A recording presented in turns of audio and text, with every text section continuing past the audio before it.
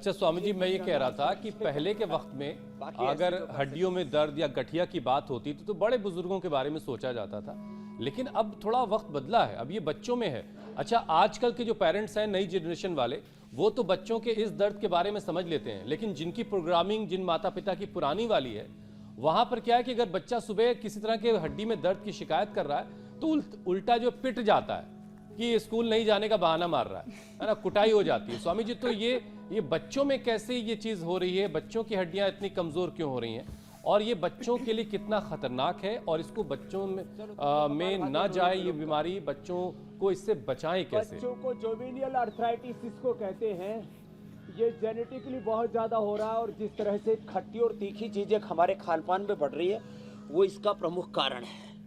ये अनार उगा के हर साल 1 एकड़ की जमीन पर 10 लाख कमा रहे हैं।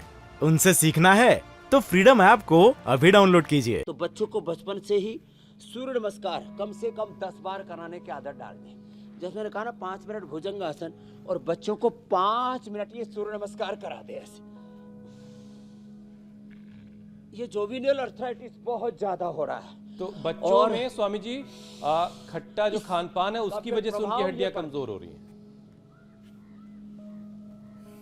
हाँ, तो ये जितने भी जंक फूड और फास्ट फूड है, खट्टा तीखा और जितना भी ये जंक फूड है, ये माता पिता जंक फूड खा करके बच्चे पैदा करते हैं, तो उनको ये जोवेनियल अर्थराइटिस जरूर होगा। इसलिए बर्गर पिज्जा की औलादे पैदा मत करो, पेप्सी और कोका कोला की औलादे पैदा मत करो। क्या करें, सुबह सुबह ये ठीक ये था। जुबान पर आ ही जाते हैं बुरी चीजों के जो इस नाम। तरफ बढ़ने वाले तो ये उनको खास पेप्सी ख्याल कोका रखना कोला है। की जंक फूड की फास्ट फूड की औलादे पैदा हो गई, तो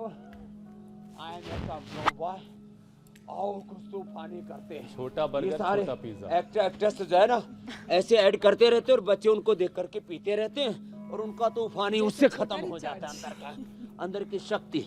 इसलिए बच्चों को बचपन से ही सूर्य नमस्कार करवाया करें ऐसे।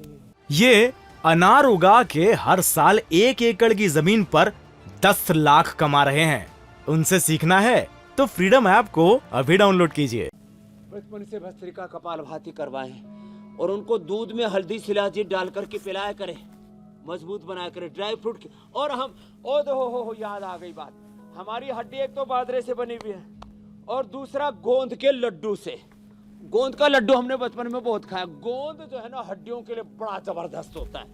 आज गोंद के लड्डू की रेसिपी भी बताने वाले हैं। ये सर्दियों में 2 महीना जरूर खा लेना चाहिए। अब तो स्वामी जी जिंदगी में कभी हड्डियां कमजोर नहीं पड़ेगी। हाँ, ये बात तो ठीक कह रहे हो। गोंद के लड्डू पूरा तौर तरीका है, पूरा समझाइए। अच्छा स्वामी जी, हेल्थ एक्सपर्ट्स का कहना है कि हाथों में आर्थराइटिस की वजह से जो कंट्रोल है वो कम हो जाता है, फिर उसके बाद कार्पल टनल सिंड्रोम भी उसकी वजह बाद हो सकता है, और इससे हाथ में अकड़न, सूजन और सुन्नपन आ जाता है।